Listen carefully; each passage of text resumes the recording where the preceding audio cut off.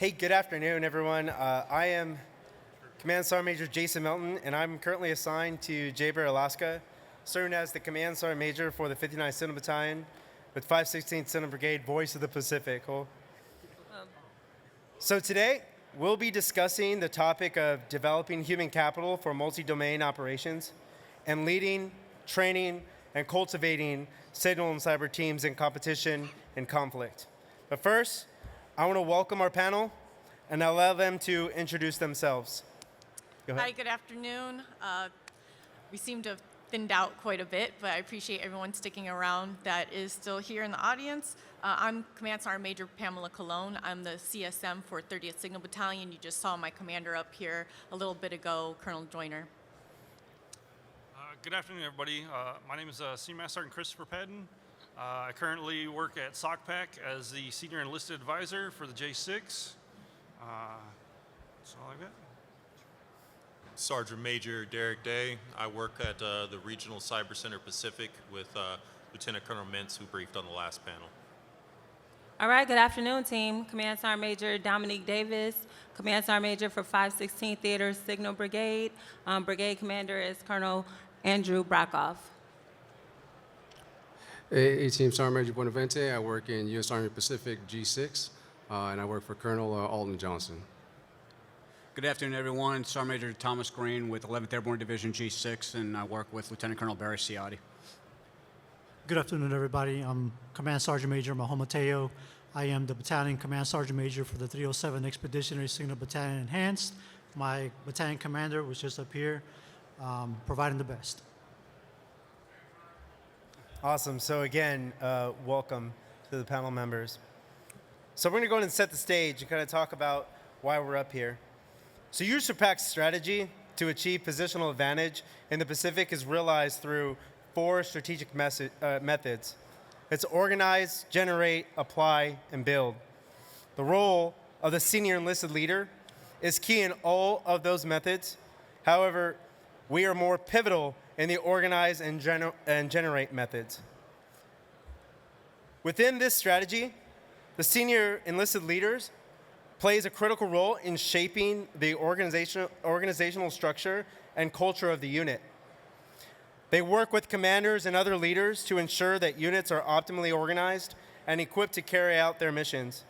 The senior enlisted leader is responsible for identifying and developing the talent needed to meet the unit's mission requirements. This involves, but not limited to, recruiting, training, and retaining skilled personnel, as well as developing and implementing professional development programs. Developing human capital for multi-domain operations, particularly for signal and cyber teams, is essential for the success in achieving positional advantage. The panel members you see here have over 160 years culminated of that experience in training and leading and cultivating signal soldiers. So today, our panel members will share their expertise. So I'm going to get into the questions. So my first question is for Command Sergeant Major Teo. As an Expeditionary Signal Battalion Enhanced in the Pacific, what challenges have you faced in overcoming the tyranny of distance, i.e. moving equipment throughout the Pacific to support operations? And can you share an example of any successful collaboration between your teams and the units they support?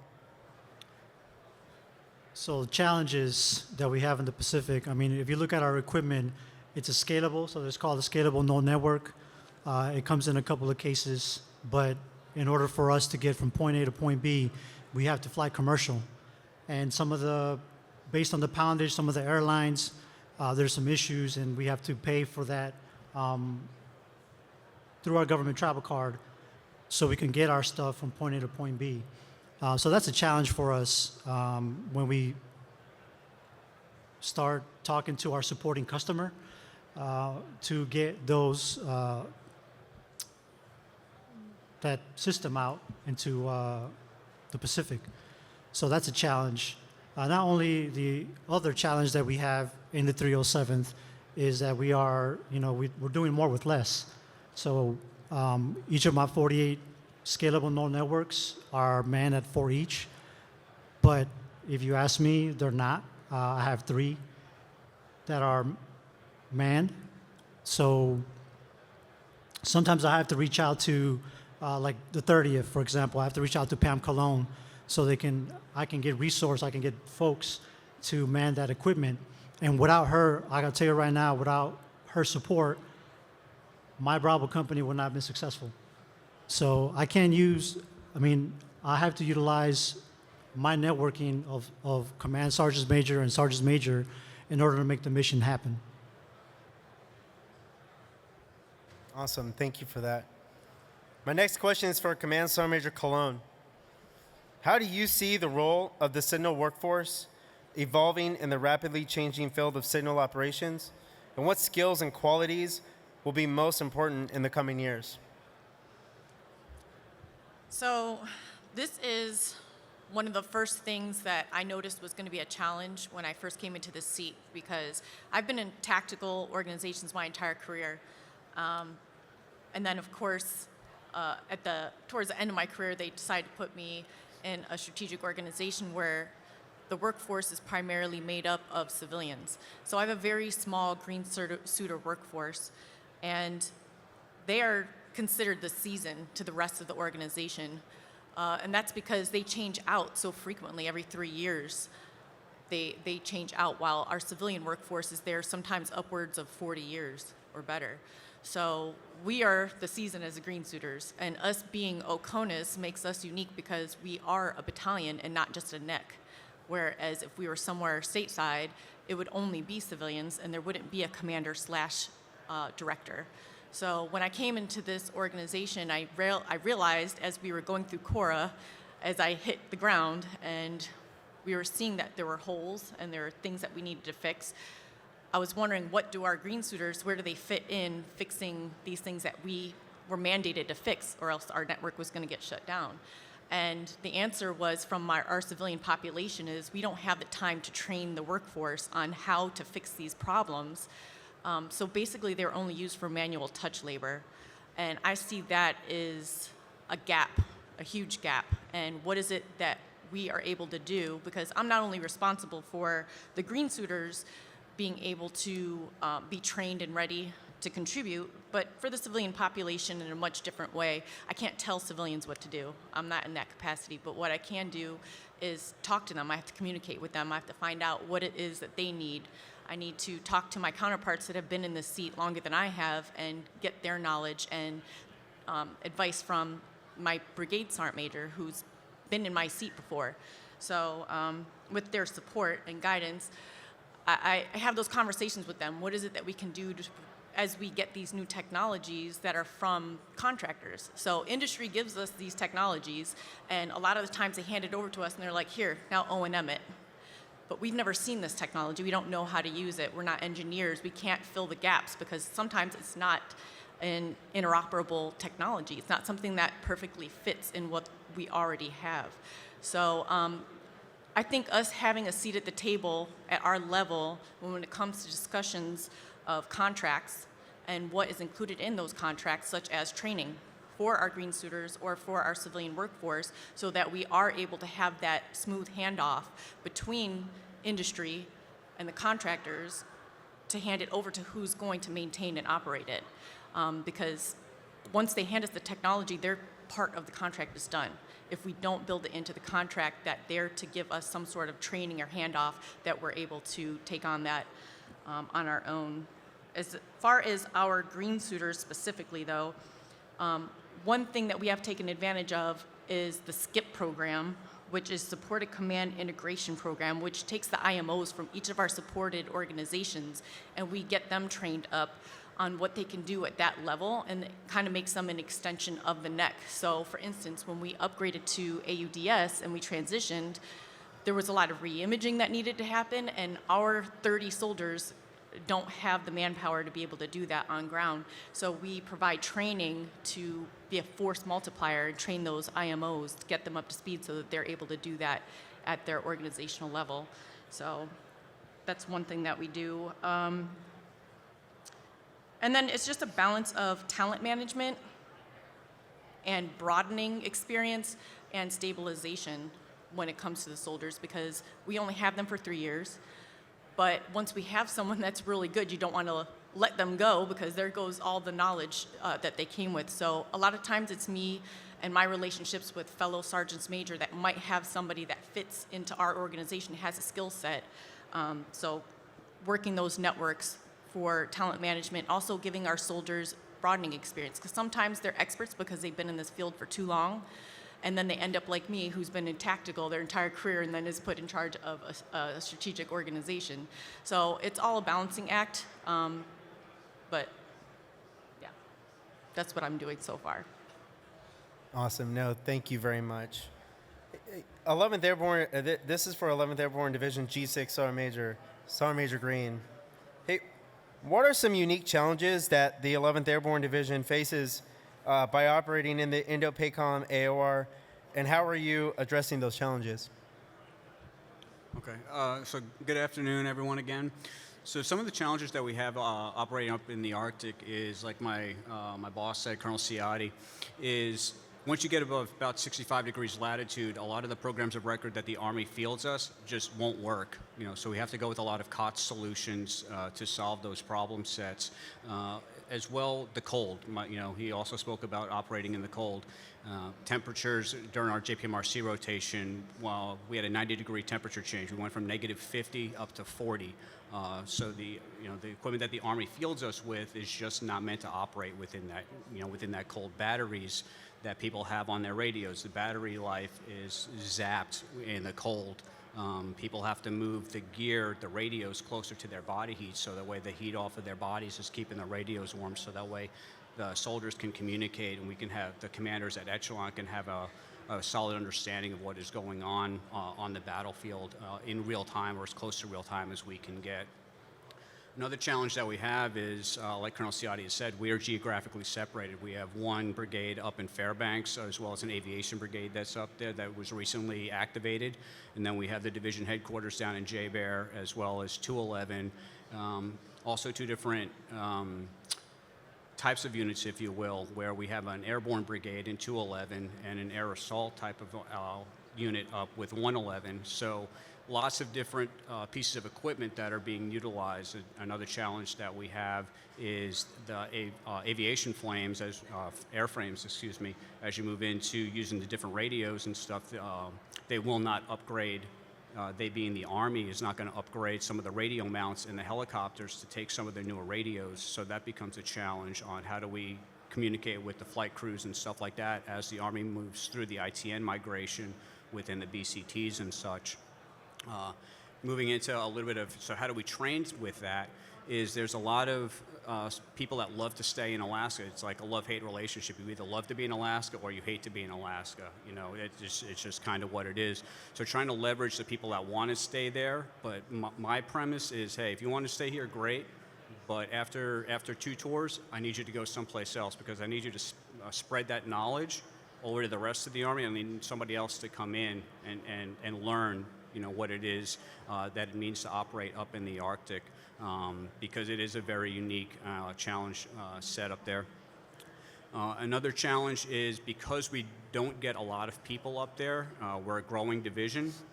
So spectrum managers, how do I manage a spectrum manager, and how do they do stuff within spectrum? Because what you see down in my brigade combat teams within my battalions is my spectrum managers, they want to hit my spectrum managers as, hey, you're the S6 NCOIC. Cool, but no, not cool. Like, that's not their job description. I need them to be doing stuff in spectrum. I got it, they're a staff sergeant, so there's this balancing act, and it's about, to the other Sergeant Major's point, it's about building those relationships. So the way I had one spectrum manager that was trying to put a warrant packet together, and he needed some SEAM experience. So I was like, hey, let me pull this guy from you, this 25 Echo from you, put him in my SEMA shop at the division level. If you need help, we'll still assist you as we can and as you deserve, so that way I can help get this guy where he wants to go. And he was selected for warrant officer because he was able to get that experience and that talent and move on. So a lot of it is developing relationships, understanding the training environment, and then becoming subject matter experts, because there's no training that the Army is going to provide in the lower 48 or anywhere else that prepares you for operating in the extreme cold up in Alaska. It's just a very unique environment. It forces you to learn. If you don't learn and you don't adapt, the mission's going to fail. So, and I've been fortunate to have a really, really good team around me and bring me up to speed on a lot of that stuff. So, yeah, that's what I got. Awesome. Thank you for that. And also to add, he is also the division's first HHBN CSM as well, filling that role. So it's not, it doesn't go without saying that they take on a whole lot at 11th Airborne. But moving on to Senior Master Sergeant Patton, can you discuss any existing initiatives aimed at encouraging enlisted personnel to propose innovations in tactics, techniques, and procedures, and how can we improve and build upon these initiatives? So there's two different folds. From an Air Force standpoint, we have programs, Spark Tank and AFWorks, that speak to trying to get after airmen at all levels, coming up with issues. No matter what career field, MOS, AFSC that they're from, they bring up ideas and creative solutions to pose to 4-star levels, right? To get after big problem set, not just what little things they're doing. And a lot of things that they've been able to accomplish, get simple solutions like having a 3D printer so that rather than trying to buy a supply part, we're able to manufacture it on prim where we're at to get ahead of different things. On the SOF SOCOM side, we have SOF AT&L, which does a lot of our fielding of stuff coming in. So the tactics and techniques, not necessarily some of the procedures, but they do a lot of the fielding with what you see right behind you to your side, the industry partners. They're bringing the creative solutions to us, as well as us kind of working with them. Hey, these are our problem sets. How can we get after that? What information do you provide that fixes that gap that we have in our communications platforms? Whether it's cyber, it's signal, RF, however we're communicating, we are not 100% completely efficient. So we're trying to always evolve and get better. How can we improve and improve on, build upon these initiatives? So we work internally trying to have an innovations division to work with new equipment, trying to get after problem sets, working with industry partners, trying to solve these complex issues, but in a simplified manner as much as possible. And then also looking to our peers, right? How can we help, right? We're not the only people here communicating in the Pacific. So we need to pull our resources together from, whether it's just a normal signal, so I'm a little outnumbered here, signal perspective, cyber perspective, or SOF, and what we deal with more, trying to get after our problem set. Exercises are a big thing, and not just, hey, with what we're doing, but also exercising with our partners and allies, getting after those additional problem sets. Pretty sure the keynote speaker talked about it earlier. These are some of the big things that we need to work towards, not just us from our own foxhole fighting, but as a whole, we need to practice going to, whether it's crisis conflict or just natural disaster aid, we need to be able to communicate effectively across the span of 52% of the globe here. So. Cool. Thank you very much for that. For the RCC Sergeant Major Day, what is the impact of cybersecurity on multi-domain operations, and how do we tailor training for the emerging threat in the Pacific? So good afternoon. From the RCC perspective, as my boss mentioned earlier, we do both DOTN operations along with our defensive cyberspace operations. So a lot of our challenges within DOTN operations are similar to what Sergeant Major Colon was saying earlier, as far as we're fielding constantly new tools, techniques, having to develop that training, make sure that as tools are being pushed out, we have the correct training pathways to make sure that our soldiers, civilians, and contractors are capable of utilizing those tools. but we also have the added complexity of those defensive cyberspace operations. So we not only need to understand what emerging tactics and techniques are coming from internally, we have to also understand what the threats are externally and how those may impact our network. So we have 4 separate branches within the RCC. All of them do very different missions, but one that I want to really hit on is our defensive cyber operations. Our cybersecurity service provider is our end goal. So we have within that our defensive cyber assessment team, and their entire purpose is to go out and analyze the networks of everybody else here to identify whether or not there is any issues going on and assess what their cybersecurity status is. So we go out, we do network assistance visits, we provide this feedback back to them, but we really have to understand not just what's going on internally with our tools, but we have to understand what those tactics and techniques. So we really have to develop new and innovative ways of identifying what tactics and techniques are being used by the adversary and how we can go about creating realistic simulations that will truly test whether or not our networks are secure from those tactics and techniques. And part of that is us needing to understand what the actual requirements for the warfighters are. So as we get into multi-domain operations, I think it's important for us as leaders to have a good understanding of what the customer actually requires, right? So if we don't understand what the multi-domain operations are and what the expectations are from us as a service provider, it's hard for us to provide that back. So having that crosstalk, having the good communication amongst the teams so that we can make sure that the service provided is meeting the intent. Okay, thank you. The User Pack G6 Sergeant Major Buenavente, how has exercises and operations in the Pacific evolved over the last 2 years? And what are some training strategies or gaps you see with partner interoperability? First, aloha team again. Great to see some familiar faces out there. So for USPAC, just like everybody else, we're looking at improving our foxhole. And not just the last 2 years, really the last 5 to 10 years, USPAC has improved tremendously in our position for competition and really posture readiness for potential crisis and conflict. The real main driving force is really operation pathways, right? It's USPAC's operational approach to campaigning.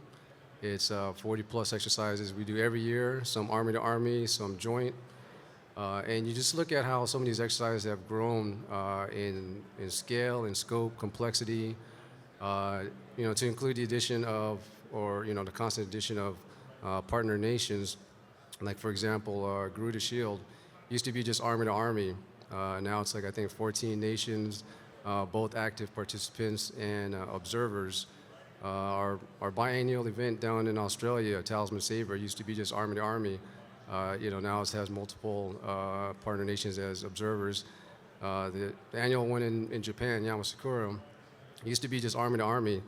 And now, last year was U.S., Japan, Australia with Philippine Army observers. So you kind of see over time all these countries kind of joining in, whether actively participating in these exercises or just wanting to observe, slowly kind of supporting our efforts throughout the Pacific to set up for, again, potential crisis and conflict. Thank you very much. And Command Sergeant Major Davis, the 516th Brigade CSM, as a theater Sentinel Brigade, how do you see your role in training and leading Sentinel soldiers?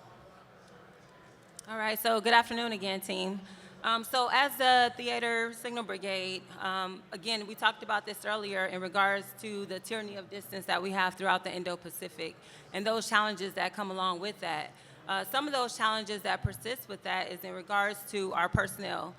It is very difficult to move personnel as we see those shortages throughout the brigade based off of the fact of our location, our geographic location. And if you did not know this, we are the most geographically dispersed signal brigade in the Army, which makes it extremely challenging. So 2 ways that I can move soldiers throughout the Indo-Pacific. Number one is through either inter-theater, continued overseas tours, by submitting those and making sure those are approved if possible, and then additionally going through HRC to make those moves happen within the Indo-Pacific theater.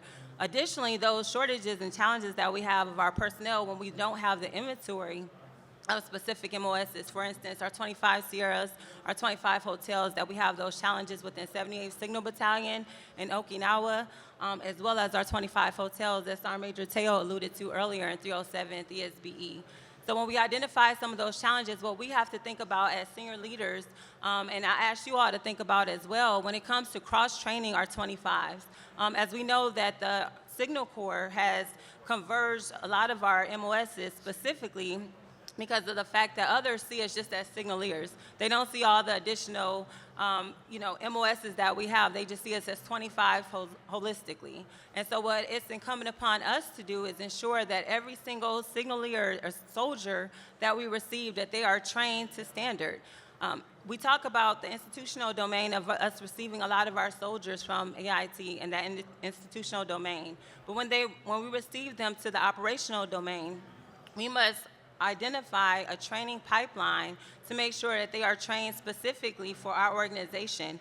So our Major Colon alluded to earlier, we have personnel, when we think about talent management, it's not only from the institutional perspective as they come into our organizations to operational domain, it's regardless of wherever they come from, because we talked about even within our organizations, a 25 Bravo may do something totally different in 307th ESBE and totally different in 30th, 78th, or 59th Signal Battalion. And so it's incumbent upon us to make sure that we have that training pipeline outlined for our personnel as they arrive to our organizations, as we onboard them, to make sure that they are set up for success in regards to the operational environment that we do within our organization and in our unit. Additionally, if you are not aware or unaware of what the regiment is working on to fill a lot of the gaps as we move into and evolve into the new technologies, is what they call the MART, or Mobile Advanced Regiment Training. And that is mobile teams coming out to our organizations to help fill those gaps in regards to a lot of the training that we're missing as we evolve, because the technology is changing, and it's incumbent upon us to make sure that us as the leaders are making sure that our subordinate sergeants, our non-commissioned officers, that they are properly trained to train the trainer in regards to moving forward throughout the Indo-Pacific. Because time is of the essence, and the equipment is ever evolving, that we must stay ahead of to make sure that our personnel are trained, ready, and proficient, and ready to fight tonight. Thank you very much, Sergeant Major. So that's the end of the preset questions. We're going to go open it up to the audience. So if anybody's any questions you'd like to come up to the mic and ask, please, we invite you to do so. Sergeant Major, so you were just talking about the holes that you have in training. Is there anywhere the industry can go look to understand what that is? So, for example, I used to work at Cisco. So I know that a lot of Cisco is put out there. I know there's a lot of training that's available for free in some ways. But I don't know where to look to see where, you called it MARC, or the... MARC, yeah. yes. Do you have a list anywhere for industry to look at to figure out how we could help fill those gaps? We can identify, and we have identified what those shortages, those specific training shortages are, that we can share and highlight, that we definitely can use the assistance through any organization to make sure that not only for us specifically, not only our soldiers, but also our civilians, because we want to make sure and ensure that our civilians are also upskilled and that they receive that specific training as we move forward into cloud computing, AUDS as well. Yes, I just want to add something for not just industry, but also senior leaders. When we're talking about developing new capabilities, research, experimentation, is really that soldier feedback, right? That junior soldier, junior NCO, enlists to have a very different viewpoint when a new capability is being developed or, promoted, advertised. than our officer and warrant officer counterparts, right? Our officer warrant counterparts, they're going to look at the technical side of things, interoperability, maybe budget, future planning, maintenance, sustainment, all that stuff. But if I take, for example, just a new radio set, that young soldier, young NCO is going to ask, how heavy is this thing? How hot does it get? Can I operate these buttons, with gloves on? Just kind of want to highlight that, even the feedback from lower enlisted is invaluable when it comes to developing some new capabilities and equipment. And just Thank you very much. Go ahead. And to tap into that, so as we talk about transformation and contact, that is one of the ways that we are getting after identifying the equipment and new equipment fieldings that we can identify with that bottom-up feedback that those junior NCOs and soldiers are adding their specific understanding of the equipment and then providing that feedback to senior leaders in regards to how effective or ineffective it is as well. Thank you, and thank you for the question. Any more questions?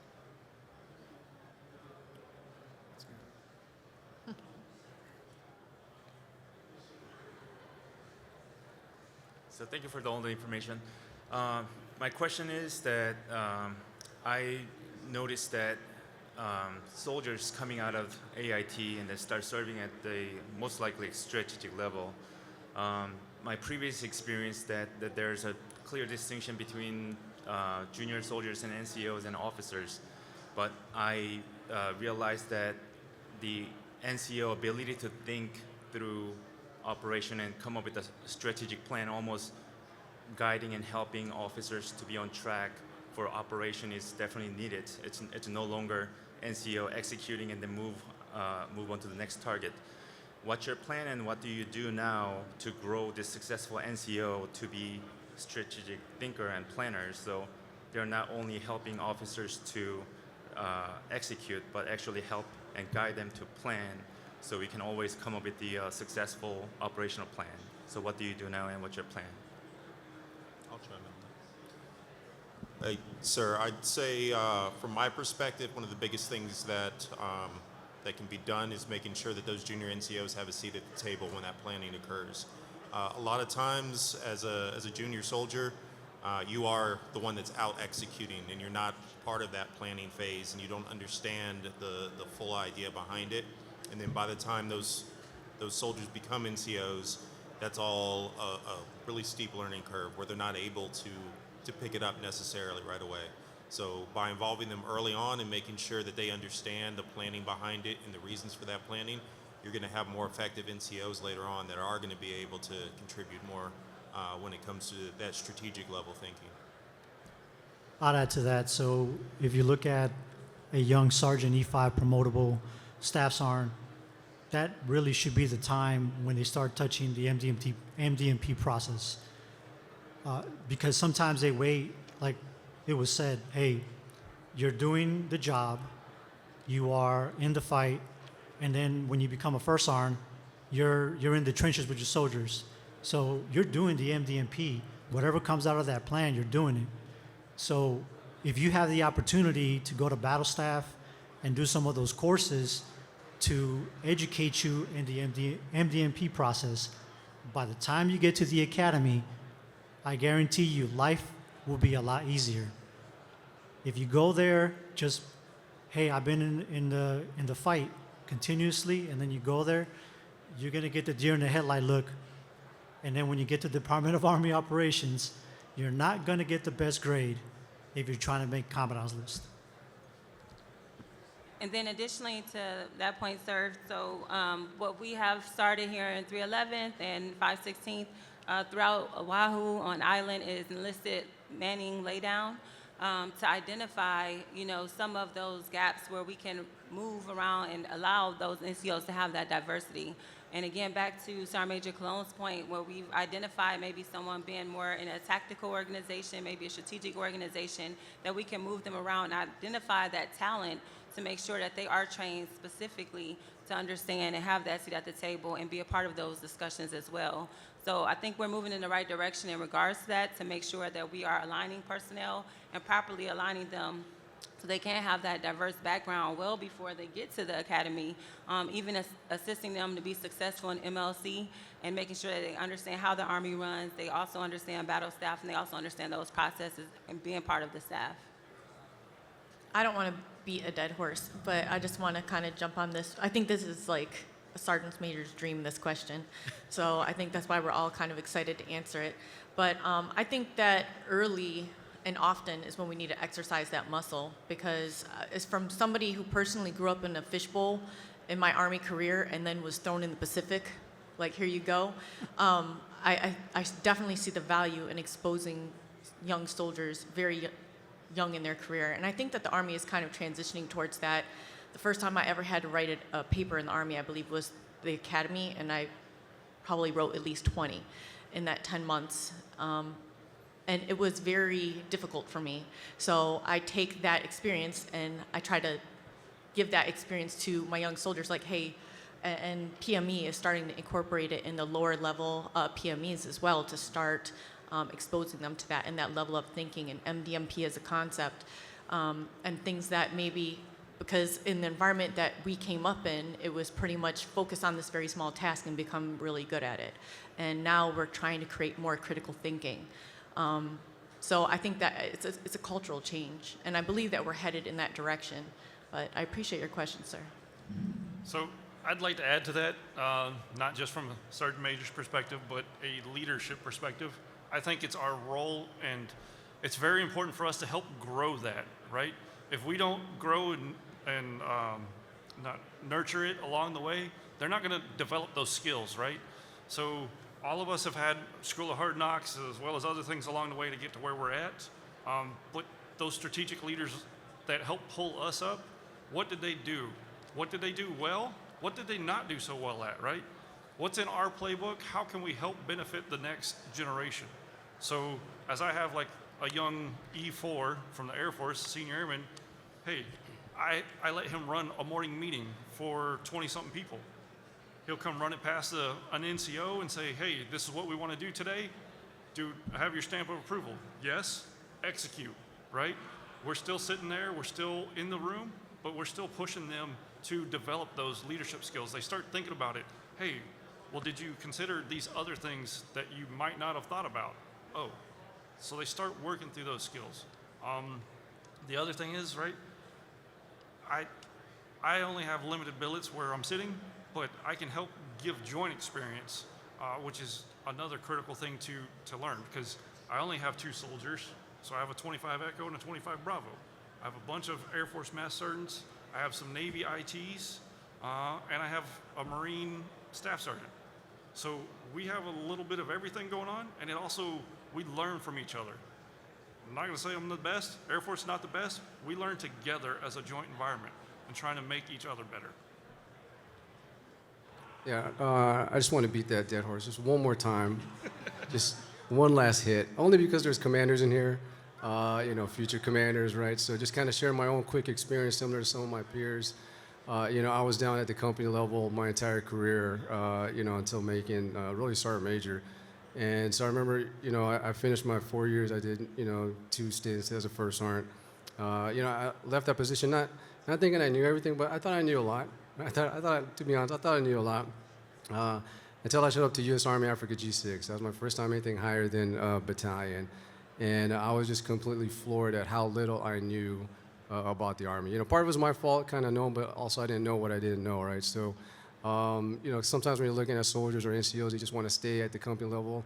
Battalion, I get it, it's fun. I miss it too, but you do have to expose them to that stuff early on, and you have to take time to teach them how the Army runs at the higher levels, because I feel like I've been playing catch up ever since I got on staff, and just kind of help your soldiers and NCOs out that way. Last one, promise. Thank you. Thank you very much, sir, for the question. All right, Mike. Hey, I love the answer that you all gave.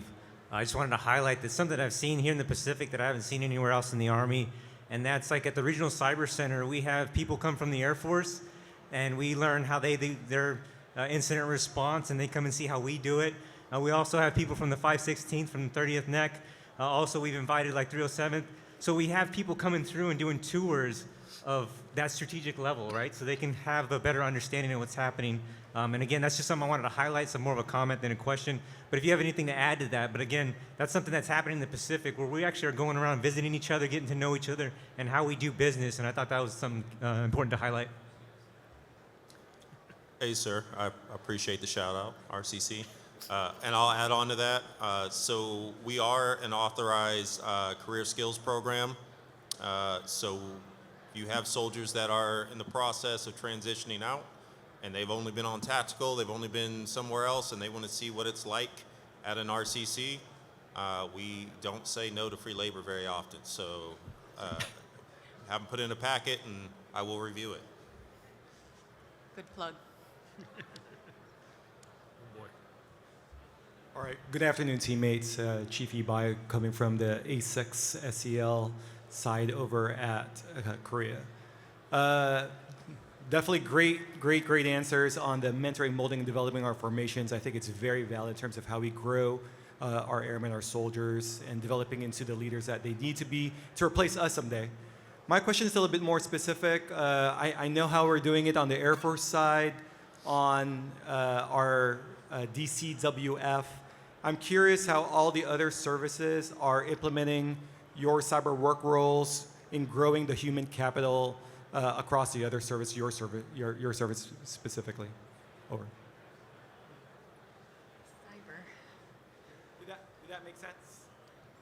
Are you familiar with regards to 8140, right? We're shaping our career field to specific cyber work roles.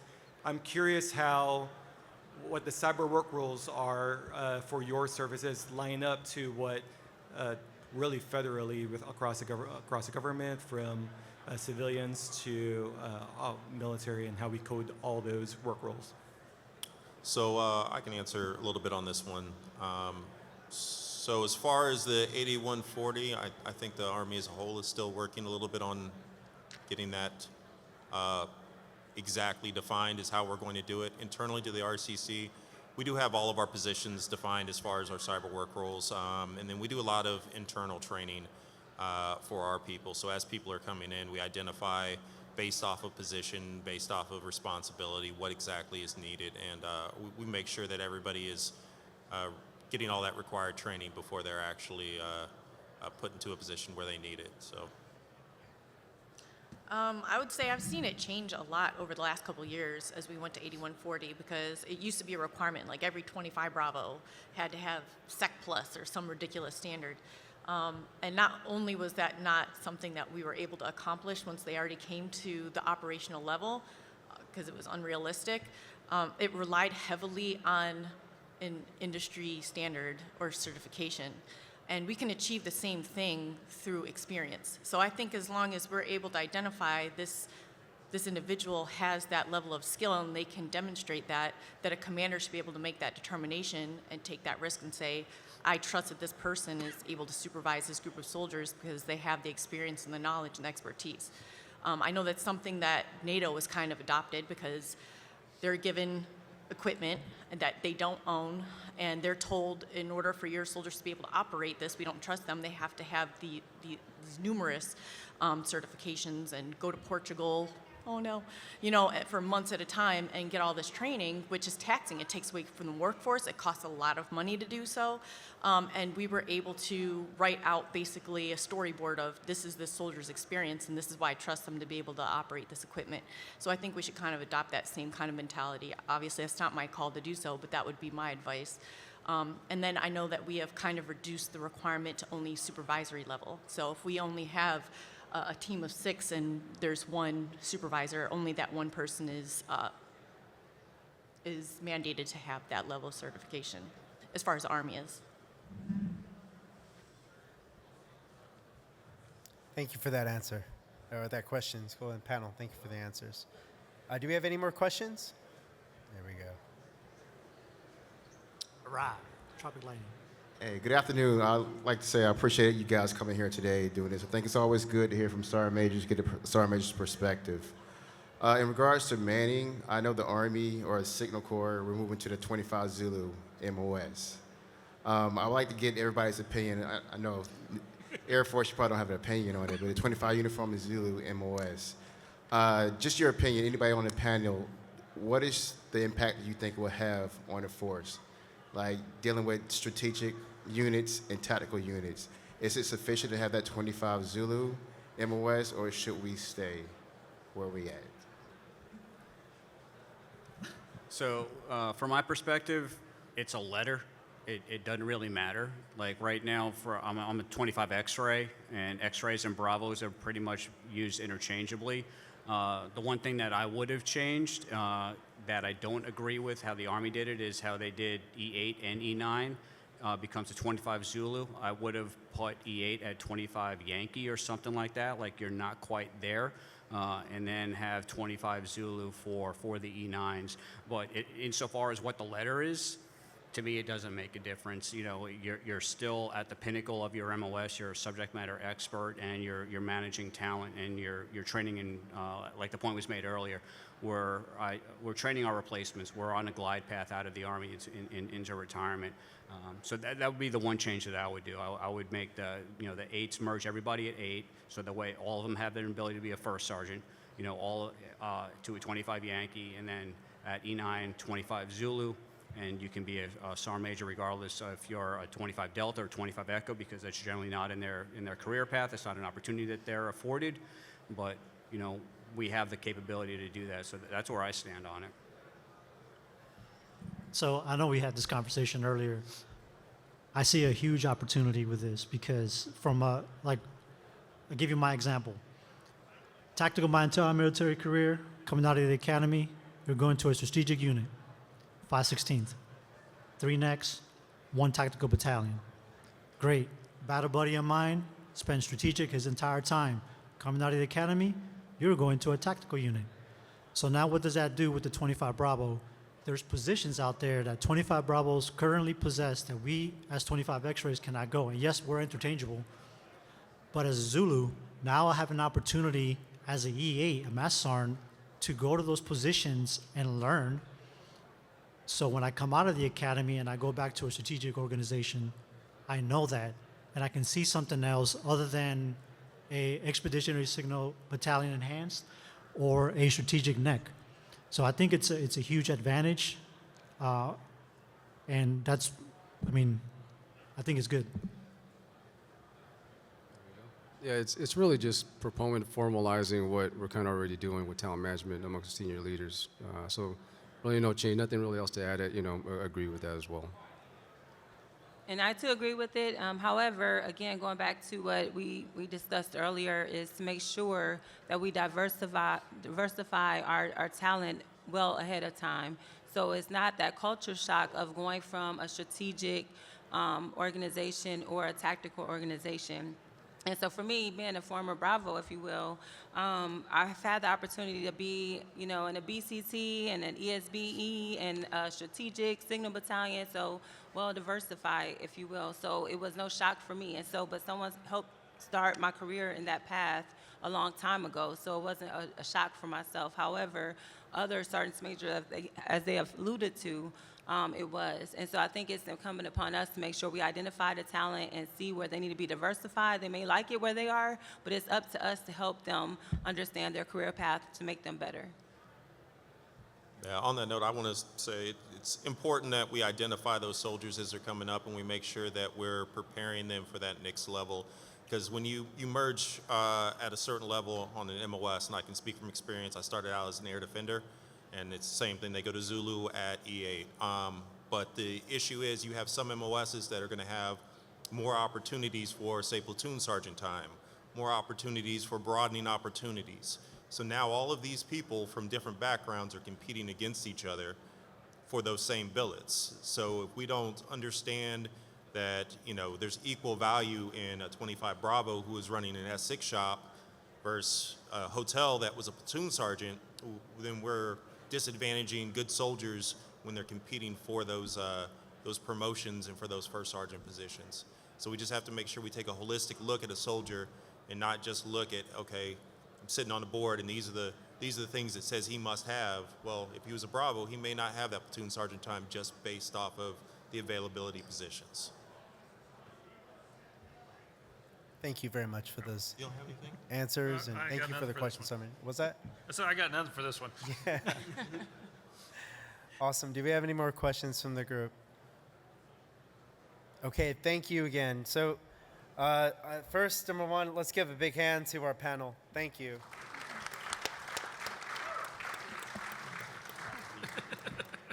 I'll tell you what, I get an opportunity to talk to, 90% of this panel, and it's been an awesome opportunity to meet our SOCPAC J6. And I told him before, it's near and dear to my heart.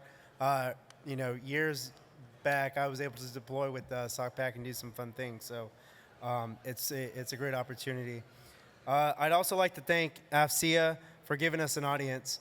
As it said earlier, and I think, Sarmaj, you said it too, giving us a seat at the table, giving us an opportunity to give that expertise. That's all we want to do is, give the experience, the knowledge that we have, so we can basically train our replacements and make them hopefully better than we are.